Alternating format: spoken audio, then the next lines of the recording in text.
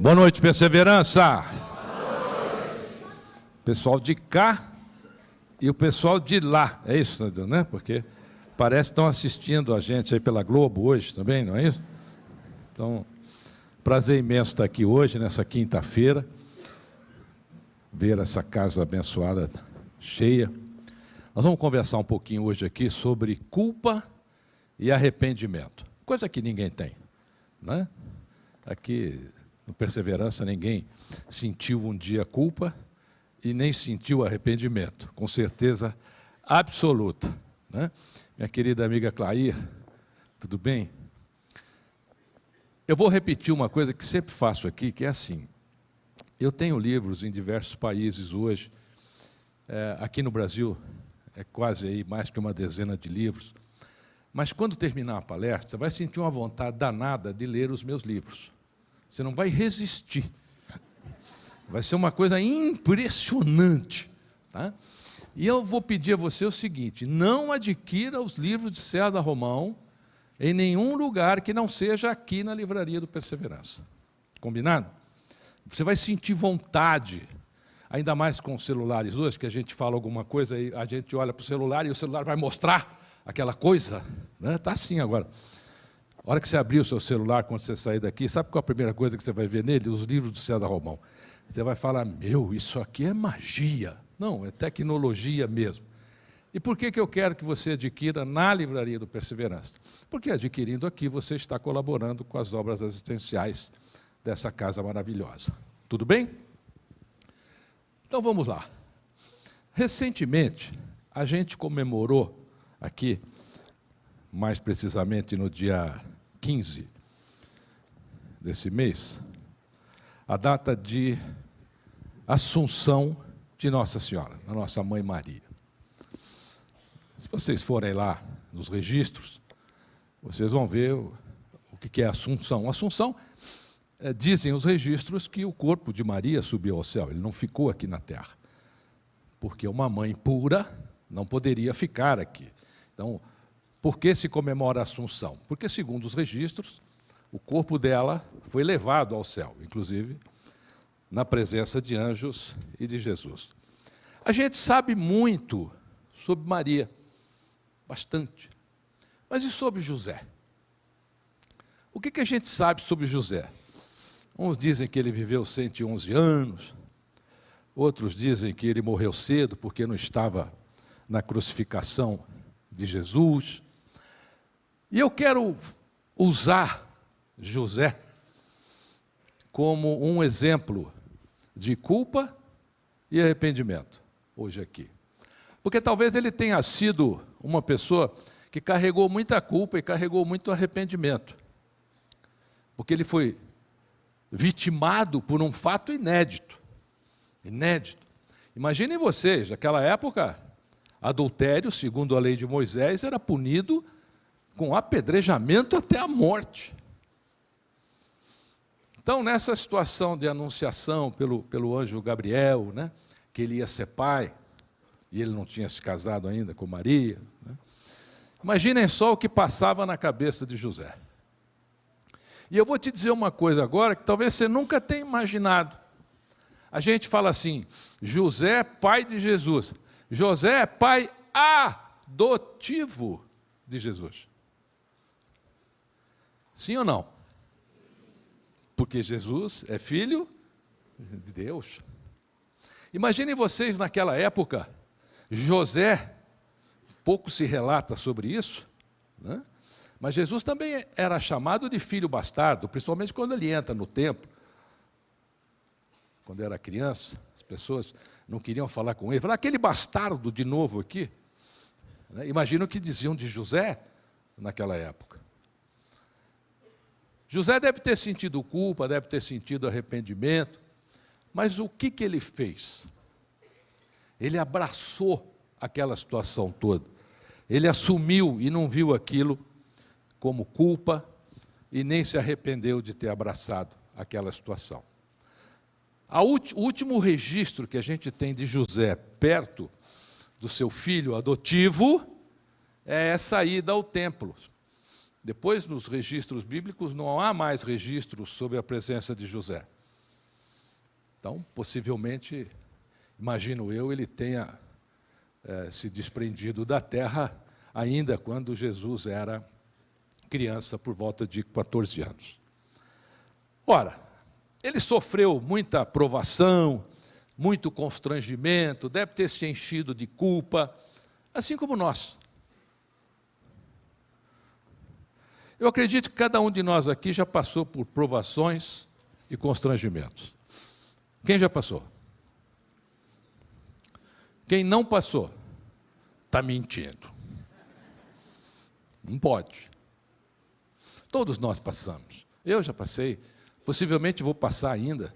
Se você já passou, fica tranquilo, fica tranquila, que você vai passar de novo, né?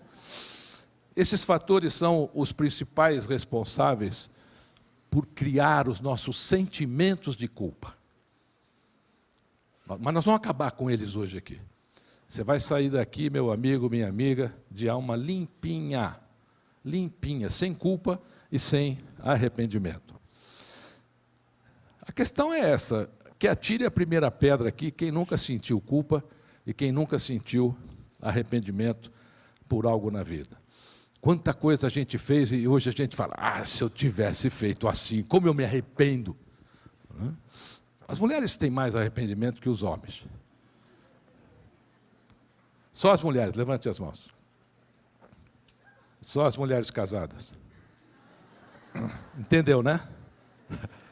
Por que eu fui casar com esse cara, né? É um dos arrependimentos, né? Olha só a tralha que eu tenho que carregar aqui na minha vida. Mas já está feito, tá certo? Já está feito. A culpa, ao longo da existência humana, por que ela foi tão festejada? Porque ela foi usada como instrumento de controle, para que a dominância que rege a sociedade pudesse prevalecer. Porque quando você encontra um culpado, você pode fazer o que quiser com ele, não é verdade? Quando seu marido chega tarde em casa, você pode falar o que você quiser. Por quê? Porque ele se sente um pouco culpado, aí você pode sentar a pua nele lá, né? Aproveita, fala tudo que tem para falar. Porque quando nós criamos culpados, a gente desarma aquelas pessoas. Então, ao longo da história humana, impregnar culpa em alguém era uma maneira de dominar. E ainda é, ainda é. Fazer alguém sentir culpa é exercer esse controle sobre essa pessoa, é diminuir o moral dessa pessoa. O Homer Simpson, quem é que assiste aqui? Ou já viu? Filósofo, o pessoal do Homer Simpson, uma equipe de filósofos. Olha só o que a equipe que produz o Homer Simpson fez outro dia num capítulo. O chefe dele queria denegri-lo e dizia, foi você que fez, você é culpado, você vai ter que pagar, você é culpado. Aí ele fala, eu sou culpado, então você é culpado. Eu sou culpado, eu assumo que eu sou culpado, a culpa é minha, eu ponho quem eu quiser, então eu vou pôr em você. A culpa é sua. Se é sua, você faz o que você quiser com ela. Você pode colocar em alguém, você pode tirá-la de você. É necessário descobrir todas as razões dos nossos sentimentos de culpa. A gente tem dois tipos de culpa. A culpa imaginária. Vamos ver quem é que sabe o que é culpa imaginária aqui. Levanta a mão. Eu vou falar uma, aí vocês vão lembrar de todas, quer ver? Culpa imaginária. Tomar leite com manga. Fala outra. Isso. Dormir com o chinelo virado, com a sola para cima. Né? Fala outra. Passar debaixo de escada. Qual mais? Roupa do avesso. Essas são as culpas imaginárias. Dar o sal na mão do outro. Não faça isso, vai perder a amizade. É isso que eu quero. Toma e pega o sal. Essas são as culpas imaginárias. Elas vão desaparecendo, na minha opinião, com o tempo, porque hoje elas estão mais fracas do que antigamente. Antigamente, se você deixasse a sandália havaiana, porque a maioria de nós aqui foi educado com sandália havaiana voadora, foi ou não foi? Era uma beleza. Acertava onde acertava, né? Se a mãe entrasse e visse a sandália havaiana virada com a sola para cima, por quê? O que eles falavam? Vai morrer alguém. Então, essas são as culpas imaginárias. E existem as culpas transgeracionais. O que são essas culpas? São as nossas. Eu me sinto culpado de não ter feito isso, eu me sinto arrependido de ter feito aquilo. Essas são as culpas e os arrependimentos que nós criamos. São transgeracionais. Olha, liberte-se das suas culpas, porque elas não te pertencem. Você fez o melhor que você podia com o que você sabia. Por que que hoje você faria diferente? Porque hoje você sabe mais. É como filhos que criticam pais. Os pais fizeram o que fizeram naquela época com o que tinham em mãos, com o que podiam. E até fizeram mais do que podiam. Então, hoje, você se culpa e se arrepende porque você tem mais conhecimento sobre aquele tema. Mas naquele dia que você tomou aquela decisão, você tomou baseada no que você sabia. Arrependa-se de alma e pronto. E fica feliz aí com você. Só isso. Nada mais que isso. Não vai nem precisar ajoelhar no milho. A nossa bússola moral é que administra a nossa culpa e nosso arrependimento. É o nosso grau de moralidade que torna a culpa grave, que torna o arrependimento grave ou não. Então a gente tem que mudar o sentido da nossa bússola moral. Nesse mundo frenético que a gente vive hoje, as pessoas, gente, não têm mais nem tempo de sentir culpa. Não sente. Nem arrependimento. Muitas pessoas nem percebem as maldades que fazem e continuam fazendo. E continuam fazendo. Você conhece alguém assim? Não olha. A pessoa faz tanta maldade e ela acha que aquilo é normal, que aquilo é natural. É por causa desse frenesi do mundo. Agora, o mundo está frenético ou a nossa mente está frenética? Ou é a nossa cabeça que está levando a gente a isso? No século VI, o Papa Gregório, ele pegou um texto do teólogo grego Evagrio, e ele, 300 anos antes de Cristo, o filósofo Evagrio, e divulgou. Era um texto sobre os 7 pecados capitais. Quem lembra? Eu falo a primeira palavra e vocês completam, porque vocês são sabidos. Combinado? Então vamos lá. Apressadinho você, hein? Saiu na frente, vem aqui e fala o 7 então. Já que você...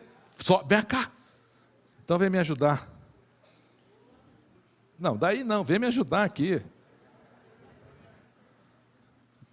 Não seja tímido, não se arrependa, não sinta culpa do que você fez. Pula aí, venha cá. Venha cá. Como é que você chama? Vem cá, Ivan. Me ajuda aqui agora. Olha o que é a culpa, gente. Deu para entender ou não? Vocês viram? O cara se arrependeu. Ele sabe, ele falou, mas aí ele se arrependeu. Ele falou, não devia ter falado. O Romão vai me chamar, estou perdido. Na vida não é assim também? Às vezes a gente sabe alguma coisa e tem vergonha de falar. E depois se arrepende, fica culpado. Vocês viram como ele caminhou como alguém que carrega a culpa ou não? Quem viu? Aí ele parou, inclusive ele não ia nem vir. Ele parou ali que o arrependimento foi total.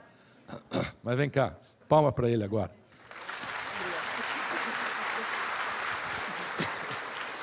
Vamos me ajudar aqui? Me ajuda aqui. Então vamos lá. Agora pode falar, tá? Gula. Gula. Quem sabe a próxima? Luxúria. Luxúria. Quem sabe mais uma? Avareza. Avareza. Quem sabe outra? Inveja. Inveja. Seria a ira, mas tá bom, você pulou assim. Mas... A ira. E a próxima? Preguiça. Essa é boa, não é, gente? Não devia nem ser pecado. Como é bom ter preguiça. Uma vez eu estava num programa de televisão, no SBT, e o programa era da Dercy Gonçalves. E a Dercy Gonçalves falou assim para mim: Romão, você sente preguiça? Eu falei: eu sinto. E você, Dercy, sente preguiça? Ela falou: muita. Eu falei: o que você faz para passar a preguiça? Ela falou: eu fico quietinha. Essa era a nossa Dercy. Então vamos repetir aqui, ó. Gula, luxúria, avareza, ira, soberba, preguiça e inveja. Dá uma salva de palmas para ele. Ó, ele vai diferente agora. Tiramos a culpa dele. Ó, vai até mais rápido, ó. Tá arrependido não, né? Não tá bom. Olha só.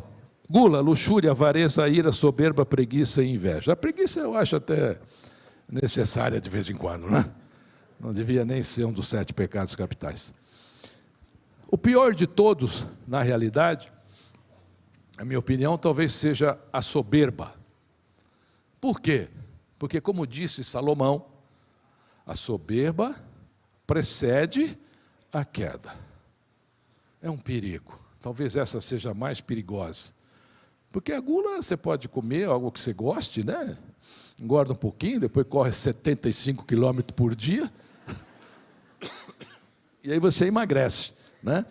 A avareza, tudo bem. Você quer controlar o seu dinheirinho aí. Mas a soberba é terrível. As pessoas precisam ter autocompaixão, gente. E não ficar se culpando por algo que não combina com ele e que afaga essa sociedade escravagista de comportamento. O que os outros pensam a seu respeito é problema deles.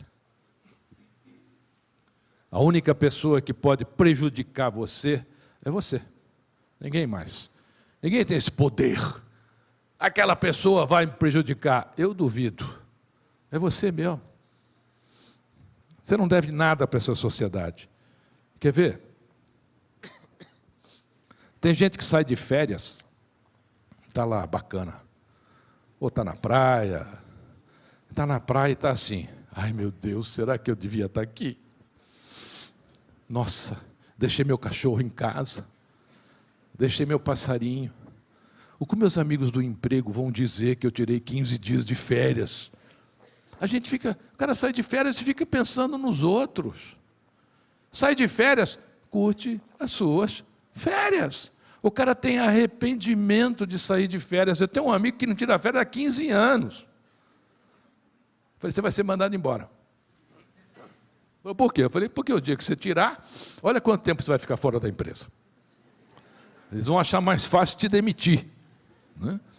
Então, às vezes, a pessoa vai lá, compra alguma coisa que ela gosta. Aí ela fala: ai, será que as minhas amigas não vão falar nada, que eu comprei isso, que eu comprei aquilo? Esquece, gente. A sociedade não pode ter esse poder de colocar essa culpa em você. Aí você está açoitando a você mesmo, a você mesma, e fugindo da felicidade. A gente tem de dar atenção para tudo aquilo que nós fazemos e não gerar essa autoculpa que a gente carrega. A culpa deixa a gente sem perspectiva de futuro e nos remete ao passado. Como se ele tivesse sido bom e muitas vezes não foi. Por exemplo, o marido se arrepende ou sente culpa por ter separado da mulher. Volta com ela. O pior não é isso, o pior é quando a mulher volta com o ex, né? Aí é pior, né? Ela vai lá e fala: meu Deus, eu acabei deixando dele por tanta coisa, estou vivendo isso de novo. Mas eu só voltei por ele porque eu estava arrependida. eu estava me sentindo culpada de ter destruído o nosso relacionamento. Pode até ser. Mas quando você tem ausência de futuro, você vê as suas perspectivas no passado. Aí você vai achar que aquela empresa que você trabalhou, que não foi legal com você, foi seu melhor emprego. Você vai achar que aqueles amigos que iam na sua casa e faziam aquelas bobagens todas lá na sua casa com você, eram seus melhores amigos. Você não teve perspectiva para montar amigo. Então, uma das maneiras também de você não sentir culpa é você ter perspectiva de futuro. Se você for aí no livro Números 11, 4, 35, quem está aí em casa, se tiver Bíblia aí pode abrir, quem tiver aqui também pode abrir, que se não tiver, quando chegar em casa, vai lá e olha para você entender o que eu vou te contar agora. Moisés já estava há muito tempo com o povo retirado do Egito, peregrinando. A terra era árida, a situação era difícil. E houve um momento que o povo ficou indignado. E começaram a reclamar. E começaram a elogiar para Moisés a vida que eles tinham no Egito. Ali sim era bom. Que eles não deviam ter saído do Egito, que eles não deviam ter seguido Moisés. Seguiram Moisés e agora estavam passando aquela penúria. E isso foi geral. Moisés sai com 60 mil hebreus do Egito, e ao longo da caminhada de quase 50 anos, isso multiplica por 10. Essa fase foi mais ou menos, no livro Números, diz que eram 600 mil hebreus. Imagina Moisés, 600 mil pessoas revoltadas com ele, ele já quase chegando à terra prometida, todo mundo revoltado e dizendo para ele, o Egito é que era bom. Lá sim é que a gente vivia bem. Nós estamos passando fome aqui. E aí Moisés vai lá no tabernáculo, fica bravo com Deus. E Deus diz para ele assim, há quanto tempo seu povo não come carne? Fala, muito tempo. Peça para se purificarem, porque amanhã mesmo eles vão comer carne. Moisés achou aquilo estranho. Ele dá o recado lá para os senhores das tribos, eles se purificam. E na manhã seguinte, as pessoas começam a ver vindo do mar algo estranho. E muito vento, muito vento. O que era? Milhões de codornizes. Milhões de codornizes.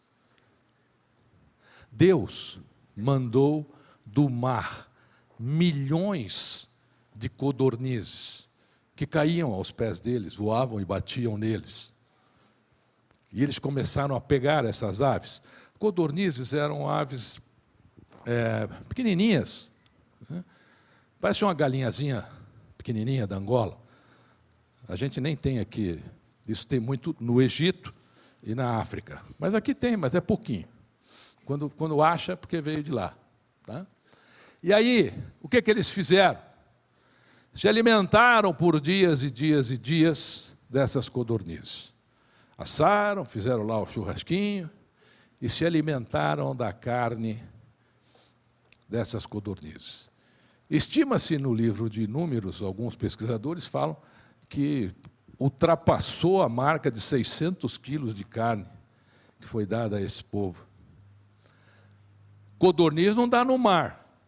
Ela não tem nem asa para voar e atravessar o mar para chegar lá onde chegou. Isso foi um milagre. Um milagre que Deus fez para convencer aquelas pessoas que eles estavam no caminho certo. Só que tem uma coisa interessante, uma lição maior que essa. Mas eu não vou falar aqui hoje, porque ela daria outra palestra. Então, eu vou pedir para você, e vou pedir para quem está em casa, vai lá nesse versículo 35. e veja o final dessa história. Não tem nada pior do que alguém não contar o final da história, não é verdade, Tadeu? Nossa, eu fico louco. Você não fica? Fica. Mas eu não vou contar. Tá bom? Você vai lá, anota aí. Você vai lá no livro Números, capítulo 11, do 4 ao 35. Aí você vai ver essa história que eu acabei de te contar. E você vai ver o final. Eu quero que esse final ensine mais alguma coisa para você. Tá bom?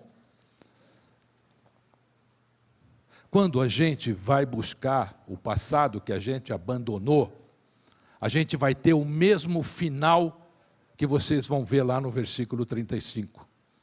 Você vai ver que coisa impressionante. E para fechar o nosso encontro de hoje, eu quero te dizer o seguinte. Para que você não tenha culpa, não tenha arrependimento, e leve uma vida feliz e uma vida com sucesso, você precisa estar em convergência e equilíbrio com as nossas 5 forças existenciais. Nós temos 5 forças existenciais que precisamos manter em convergência e em equilíbrio. Anota aí, pode pegar seu celular aí, para de filmar, de fotografar, anota isso que eu vou te falar, que é isso que vai importar agora. Esse negócio de eu assisto depois, você não vai ver nunca mais. Primeiro porque a sua memória já deve estar cheia, né? Aí do seu celular aí. Você vai querer fazer alguma coisa aí, não vai conseguir. Então, anota aí, marca aí. Quais são as nossas 5 forças existenciais? Você vai fazer uma placa delas e vai colocar essa placa no espelho do seu banheiro ou no último espelho que você olha antes de sair de casa ou atrás da porta de saída da sua casa para que quando você for sair, você lê isso. Quais são as 5 forças existenciais? Família, saúde, crença, trabalho e amizades. Se você conseguir fazer convergência e equilíbrio entre essas 5 forças existenciais, mesmo que você não queira, as coisas vão dar certo para você. Quer ver? Mas nenhuma pode cair. Nenhuma pode perder o equilíbrio, porque uma pode derrubar as outras. Então vamos lá. Trabalho. Você tem tudo. Acabou de comprar o seu helicóptero, seu Volvo elétrico. Todo mundo tem Volvo elétrico aqui, não tem? Pô, 800 mil reais, não é nada, gente. Não é verdade? Todo mundo tem. Aí você está lá com o seu Volvo elétrico, está lá com o seu helicóptero. Aí você vai fazer uma consulta de rotina. O médico olha para você e fala assim, o senhor tem 60 dias de vida. Arruma suas coisas. E aí? O que é que valeu? Eu conheço e tenho amigos que trocariam o que têm pela volta de um filho que eles perderam, por exemplo. Então, aonde que arrebentou as coisas aí? Na saúde. Venceu no trabalho, mas abandonou a saúde. Você tem tudo, mas ninguém vai no seu barco, por exemplo. Porque ninguém gosta de você. Ninguém quer ser seu amigo. Você comprou uma fazenda, comprou uma casa na praia, comprou um barco, mas ninguém vai no seu churrasco. Porque você não tem amizade. As pessoas não gostam de você. E, de tudo que eu falei aqui, quem não tiver, da próxima vez vai ter que falar que tem. Entendeu? Vai ter que falar, Romão, eu comprei aquele helicóptero. Crença. Puxa, o que adianta você ter uma vida plena e não ter uma crença? Você é vazio. Você se distanciou de Deus. Vai acontecer com você aquele final que eu não contei aqui, que você vai olhar lá no versículo 35. Então, repetindo, mantenha em equilíbrio as suas 5 forças existenciais. E em convergência. O que é convergência? Elas têm que estar unidas e em equilíbrio. família, saúde, crença, trabalho e amizade. Para mim foi um grande prazer estar aqui com você hoje, nessa quinta-feira. Que Deus abençoe a todos vocês. E eu peço aqui, se me permitir, que o nosso coral escolha aí uma canção, é isso, Tânia? E possa encerrar a minha passagem por aqui hoje, dentro precisamente do meu tempo. Obrigado, gente, pelo carinho.